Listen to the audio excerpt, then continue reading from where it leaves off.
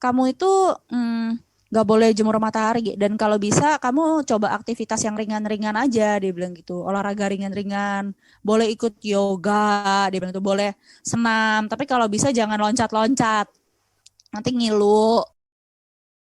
Listen, listen, listen, listen.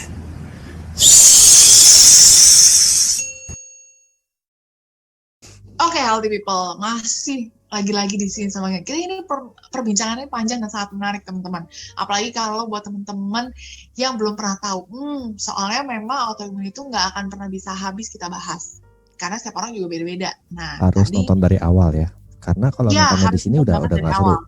Harus dari awal biar tahu ceritanya gimana. Biar tahu gitu. Karena memang benar. Karena apa yang kita bahas di sini tuh nggak cuman berdasarkan nggak cuman berdasarkan cuap-cuap belaka Cila, tapi based on our experience gitu ya. Ini ada ilmunya juga gitu. Jadi bukan sembarangan ya teman-teman gitu ya. Sekali lagi yang belum ngedengerin penjelasan kita sebelumnya, cek it out di video di video sebelumnya ya gitu. Tolong teasernya dikasih ya Pak Editor. Gue ngerjain editor lagi. Gitu.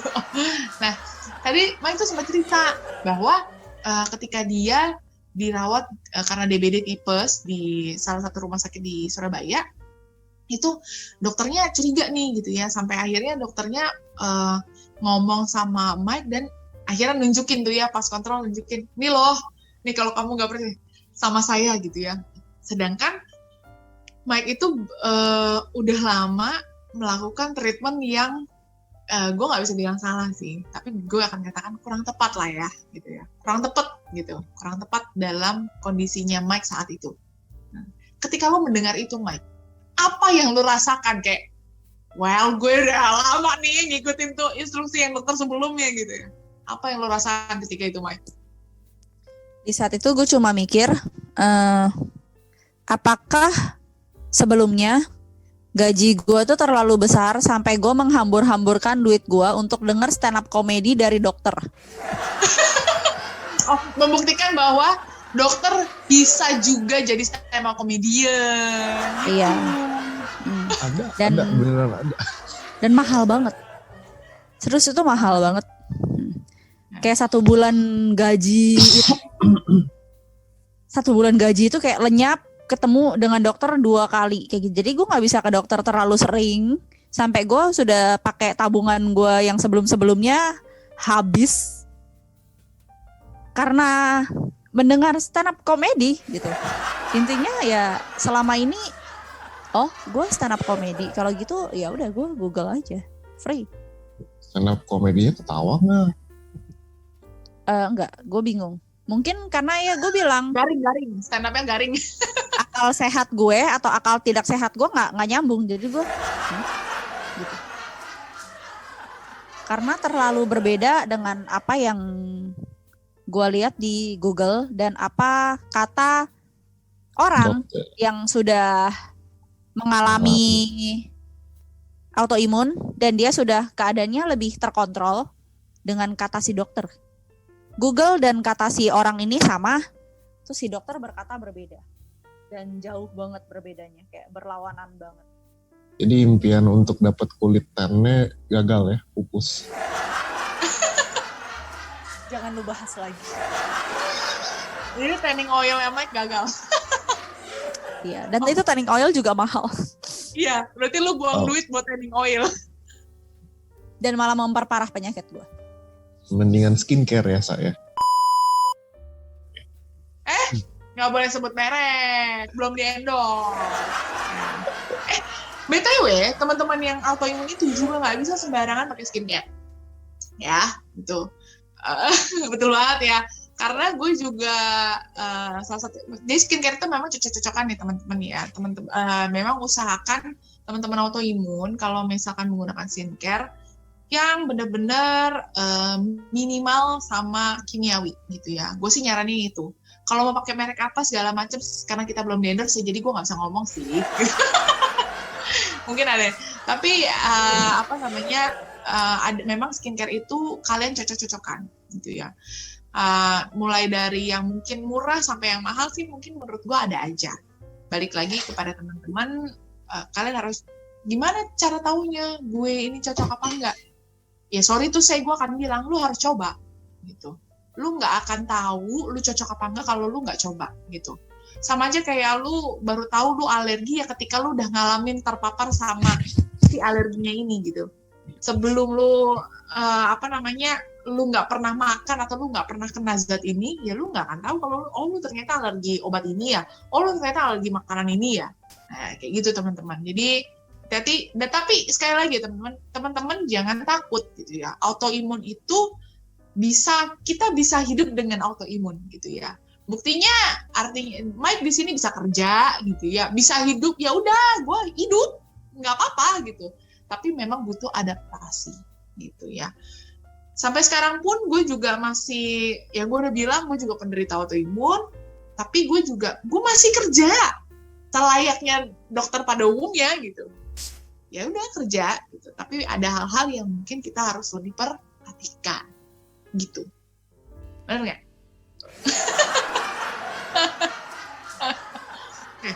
Mike, setelah lu udah sadar nih ya, mungkin you gotta step out gitu. Oh, udah dapet nih, ya. Setelah itu apa yang lo lakukan untuk mungkin maybe release the pain atau ya making your condition tuh better lah than before? Balik nge-gym. Jadi setelah keluar dari rumah sakit, baru keluar nih dari rumah sakit, gue langsung minta driver gue yang di Jawa Timur sana itu buat nganterin gue ke salah satu mall. Ya mallnya nggak perlu disebut ya, yang di Surabaya ada Mega Gym. Oke, anterin gue ke sana, terus udah itu gue langsung daftar gym. Baru keluar dari rumah sakit. Habis Mantap. itu gue ikut ngambil kelas yoga yang gue taunya nggak berat. Ya memang nggak berat ternyata. Gue ikut satu kelas, habis itu gue pulang, gue feel better. Habis itu gue berasa seneng. Oke, kalau begitu gue mau tiap seminggu sekali gue nge-gym. Karena jadi sebelumnya gue kerja di perusahaan Cina. Kalau ada yang belum pernah kerja di perusahaan Cina, dan kebetulan gue tuh personal assistant, jadi kerjaan gue itu lebih ke 24 jam. Karena gue tinggal bersama dengan bos gue. Ya. Yang malam-malam di saat gue tidur, pintu kamar gue bisa diketok-ketok karena dia minta dipesenin makanan. Nanti Gojeknya datang terus dia nanya, dia nggak ngerti ngomong. Jadi personal assistant gue merangkup translator. Jadi karena dia tidak bisa ngomong bahasa Indonesia, gue harus translate itu ke si abang Gojeknya. Ini harganya berapa dan segala macam karena dia masih buta banget dengan bahasa Indonesia. Jadi ya jam tidur gue sudah pasti terganggu di sana. Terus udah itu gue minta waktu ke dia. Gue udah nggak bisa lagi kerja 7 hari dalam seminggu. Kasih gue 1 day off, gue bilang gitu. Terus dia nanya, kalau misalnya ini case of urgent dan nggak bisa gimana? Ya udah, gue nggak minta di hari apa. Yang pasti dalam 1 minggu lu kasih gue off aja 1 kali kayak gitu. Atau enggak setengah hari juga nggak apa-apa lah. Dia oke. Habis itu gue menemukan masalah lagi. Jadi di Mojokerto tuh tidak ada Mega Gym. Adanya Gym Ruko. Dan ya kalau yang kalian pernah datang ke Gym Ruko tuh mungkin untuk cowok tuh oke. Tapi untuk cewek itu agak tidak proper. Ya. Apalagi di desa gitu. Terus gue menemukan masalah. Naik kereta lama dan mahal. Jadi naik kereta itu dari Mojokerto ke Surabaya itu 3 jam. Yang ngabisin 3 jam gue bolak-balik 6 jam dong. Karena keretanya pelan banget. Jangan dipikir kereta di Mojokerto ke Surabaya itu secepat KRL di Jakarta. Enggak secepat itu jalannya. Tiba-tiba udah nyampe sini, udah nyampe situ. Enggak gitu. Dia jalannya pelan banget, benar-benar pelan gitu. Mungkin kalau ada orang jogging di sampingnya bisa ngikutin si kereta kali. Jadi wow. Pelan banget, benar-benar pelan. Mungkin lebay kali ya pelannya. Tapi itu benar-benar pelan. Jadi kayak ngabisin 6 jam di jalan. Oke, habis itu gue mencoba untuk naik kendaraan online. OTW ke sana 250.000 belum sama tol. Dan tol di Mojokerto Surabaya itu tidak semurah di Jakarta yang harganya cuma berapa ribu sampai belasan ribu. Kadang kita di sini ketemu 2 digit aja udah, buset mahal banget ya tol ya kan. Kalau di sana tol itu 64.000, 40 berapa ribu kayak begitu. Jadi OTW ke sana 300-an, balik lagi 300-an. Jadi gue sekali nge-gym itu gue harus spend hampir 1 juta untuk ongkos jalan. Gitu. Gile. Wow. Ya. Too much effort. Ya. Yang mengakibatkan kayaknya udah saatnya harus balik aja deh ke Jakarta. Karena dipikir-pikir duit dicari untuk gue masuk rumah sakit lagi itu lebih gak worth it. Dan pas itu baru berani juga cerita ke nyokap kalau gue autoimun, dan nyokap baru tahu walaupun dia nggak ngerti. Udah pulang aja dia bilang gitu. Oke, ya udah balik ke Jakarta. Dan setelah gue balik ke Jakarta baru gue menerapkan hidup agak menjauh dari matahari. Terus balik lagi kerja setelah gue 3 bulan lah di Jakarta. Gue istirahat 3-4 bulan, istirahat nggak kerja. Abis itu kerja lagi karena BU ya, butuh uang. Jadi kerja lagi di perusahaan Cina, startup. Entah kenapa di sini stressful. Dan selalu meeting itu pagi. Padahal pas waktu gue apply, gue udah bilang kalau gue tidak bisa keluar siang-siang atau pagi-pagi karena gue mau menjauh dari matahari, minimal ya jam 3 lah pas matahari udah rada agak oren kayak gitu, nggak seterik sebelumnya. Tapi tetap aja disuruhnya pagi. Tiap kali pagi meeting, kelar meeting, pulang tepar. Kadang maksa, habis itu terakhir sampai yang paling parah banget. Jadi setelah segini lama nih, gue udah nemu nih patternnya. Sakit gue flare itu sebelum, jadi kurang lebih seminggu sebelum gue mau period, sebelum mau dapet ya, sebelum mau mens, itu kumat kayak gitu. Jadi itu udah mulai tuh ngilu, tense, sakit sini, sakit sana, sakit kepala, migran kayak gitu. Itu semua datang di saat semingguan sebelum udah mau dapet lah kayak gitu. Dan setelah, dan pas lagi dapet itu udah nggak usah diomong, itu udah pasti begitu rasanya. Dan itu pas-pasan jemur matahari dan udah mau mens itu ketemu. Teparnya 2 bulan, nggak bisa bangun dari ranjang. Jadi kebetulan gue tinggal bareng sama laki gue, sama cowok gue. Jadinya gue mau ke toilet itu dipapah sama dia.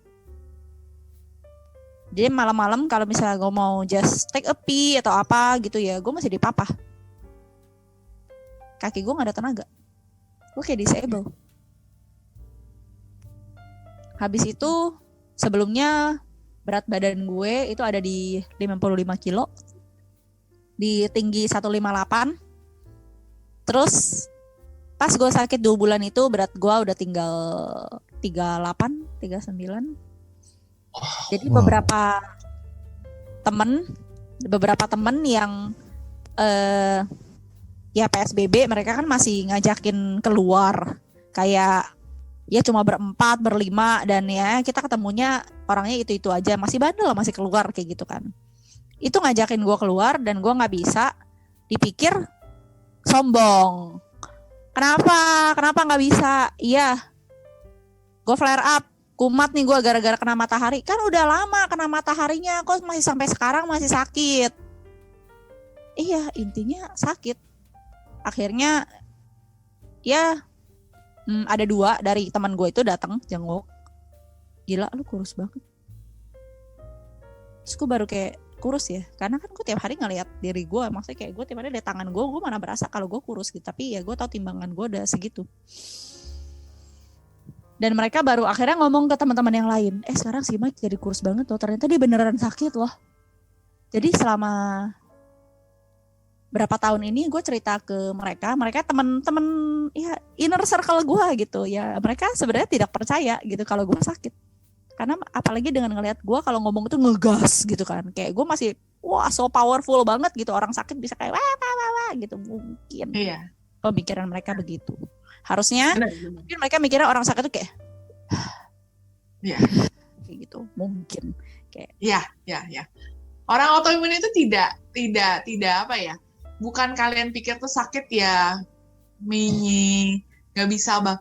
Karena orang autoimun itu justru akan terlihat beneran sakit tuh hanya pada saat dia lagi flare, gitu. Di luar dia flare-nya normal, literally normal, gitu. Ya, jadi nggak memang kayak kalau misalkan kenapa tadi gue bilang, kok bisa lama sih? Padahal kan ketemu mataharinya udah sebulan lalu gitu ya, atau 2 bulan lalu gitu. Iya, ngerti gitu. Tapi setiap orang kondisinya akan beda teman-teman gitu ya. Kalau apalagi itu ketemunya combo tuh. Lu mau period, terus habis itu kena matahari. Itu sih combo banget sih. Aduh, ya ampun. Ya. I can feel you. I know how it is. Aduh, dan apalagi teman. Kalau gue ditanya, kan kena matahari sebulan lalu, gue cuma jawab gini, matahari kan gak cuma sebulan doang berhentinya, itu kan tiap hari kan ada terus. Gue bilang gitu. Lu bisa bayangin kalau misalnya abis gue kena terus mataharinya udah gak bersinar lagi, apa yang terjadi? Buminya mati. Yang Gue sih bilang gitu. Yang terjadi Gotham City. Ya. Yeah. Tapi believe it or not, jadi dulu gue pernah ngunjungin nyokap gue di Aceh. Gue Aceh itu panas banget, ya, panas luar biasa. Bener-bener. Dan gue kalau keluar tuh jadi lengan panjang, celana panjang, payungan, lebay banget kan gitu. Bukan kenapa, karena gue udah nggak bisa. Terus beberapa hari pertama, 2-3 hari pertama gue di Aceh baru menginjakan kaki itu kan luar biasa panas banget gitu ya. Mungkin mirip, mungkin 11-12 sih ya sama Surabaya, tapi kayaknya kalau Aceh itu gersang. Kalau Surabaya tuh masih ada gedung di kotanya ya. Di kotanya masih ada gedung tinggi. Kalau di Aceh itu nggak ada gedung tinggi gitu ya. Kalau mereka tuh literally jalanannya gersang gitu. Aduh, pokoknya gersang banget deh. Jadi pas gue 2-3 hari awal ada di situ, nggak bisa bangun coy, nggak bisa bangun, nggak sanggup karena sakit, gue sakit kepala banget, terus keluar pun gue langsung lemes gitu ya, lemes dalam arti kata, aduh gila nih, bisa bener-bener heat stroke. Kalau gue lebih ke heat stroke ya, kalau mungkin Mike lebih ke tense gitu, gue heat stroke banget, gue bener-bener bisa dehidrasi parah gitu. sama Jadi akhirnya stroke juga. Bener-bener nggak bisa, ya udah lu pasti nggak bangun tuh kalau kayak gitu tuh. Ya mending lu akhirnya setelah beberapa hari gue baru bisa adaptasi. Itu pun ya itu tadi keluar lengan panjang, celana panjang, terus payungan gitu ya. Kalau mau keren pakai kacamata hitam, padahal mah karena gak tahan sama mataharinya. Dan sunblockan pasti gitu. Gue nggak tahu, kadang-kadang ada orang yang punya gejala, kalau tadi memang khasnya si Mike itu lebih kepada sendi ya, muskuloskeletal gitu, tapi ada orang yang punya gejala lain yaitu ganti kulit gitu ya, jadi kulitnya bisa super duper amat sangat kering, kayak ular ganti kulit. Gue udah pernah tuh ngalamin itu, dan itu nggak enak banget. Jadi lu ngusap muka nih gini tuh ada rontokan kulit, ngerti nggak sih? Iya, ada kok kalau itu. Gitu, ngusap gini aja, kulit gitu, kulit kering Ya, memang. itu biasa Itu kalau ada gue di area hidung tuh kayak begitu. Jadi kalau kadang gue cuci muka, gue gosok begitu, terus ini kok tiba-tiba kayak ada scrubnya gitu, terus gue lihat, oke, kulit. Iya, Itu kulit. ada. Nah, kalau gue paling sering ini leher sama belakang telinga. Jadi gue paling nggak bisa pakai anting, nggak bisa. Kecuali antingnya bener-bener bisa, intinya gue nggak bisa pakai barang imitasi, saya anak mahal. Titanium bisa. Nggak bisa. Bisa pakai Emas kryptonite bisa. kayaknya, Andrew. Emas bisa, Pakai hanya emas. kryptonite, Andrew. Kryptonite. Emas aja masih ada orang yang nggak bisa gitu. Bener, gitu.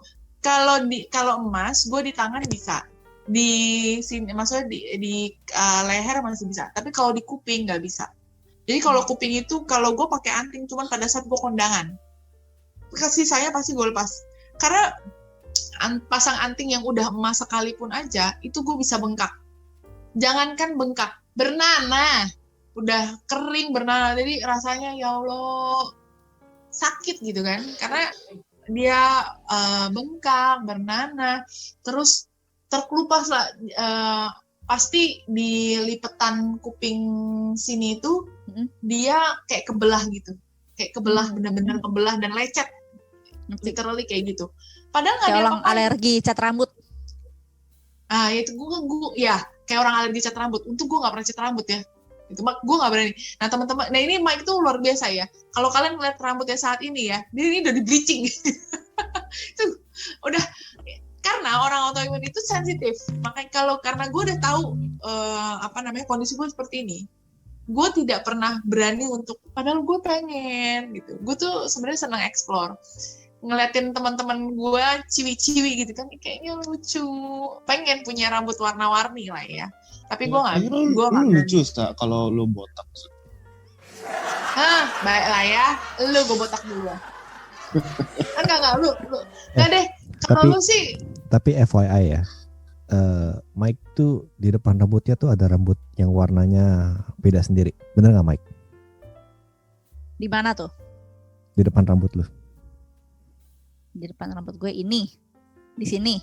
Ya, Ada di mana putih-putih. sih? Yes. Enggak. Sebelum ya kan. Kalau lu nggak warnain. Gue tahu. Pasti ada salah satu bagian rambut lu yang dia putih sendiri. Iya. Itu yang memaksa gue kenapa gue harus bleaching rambut gue.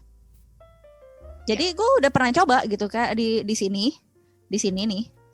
Mungkin Paul pernah lihat karena dulu dia pertama lihat gue tuh gue harus hitam. Mungkin dia pernah lihat tapi gue nggak tahu sih dia lihat dong nggak. Jadi di sini segepok sama di sini sama di belakang itu ada lumayan banyak, maksudnya kayak segini gitu loh, segini. Tapi putih sendiri. Ya warnanya putih. Jadi kayak gue cat hitam cuma di situ doang. Terus tumbuh lagi ini jadi putih, terus ini hitam. Jadi kayak lucu nggak sih?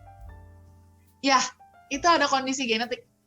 Itu kondisi genetik ya. Dan gue punya beberapa teman yang kayak gitu. Jadi mungkin gue nggak gitu heran ya gitu. Karena tapi gue juga ada yang kayak gitu. Gue ada nih satu yang nggak ada maksudnya warnanya putih gitu, kayak uban satu helai gitu loh. Satu helai kan dia segepok. Enggak gitu.